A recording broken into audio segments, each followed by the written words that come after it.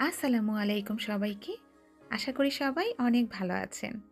আজকে হাজির হয়েছি নতুন আরেকটি ভিডিও নিয়ে। আর তা হচ্ছে লেমন টি, যেটি খেতেও মজা এবং অনেক বেশি হেলদি। চা পছন্দ করে না এমন মানুষ মনে হয় খুঁজে পাওয়া দুষ্কর। আর আমার মতো যারা চা প্রেমী, তাদের দুধ চা হোক কিংবা রং চা একটা হলেই হলো। কিন্তু যারা রং চা খেতে কম পছন্দ করে কিংবা যাদের ভালো লাগে না, তারা যদি একবার এইভাবে রং চা বানিয়ে নেয়, আশা করি তারা বারবার এই চাটি বানিয়ে খেতে পছন্দ করবে। আর হ্যাঁ, আমি কিন্তু চাতে চিনি খাই না। আপনারাও আস্তে আস্তে অভ্যাসটি গড়ে তুলতে পারেন।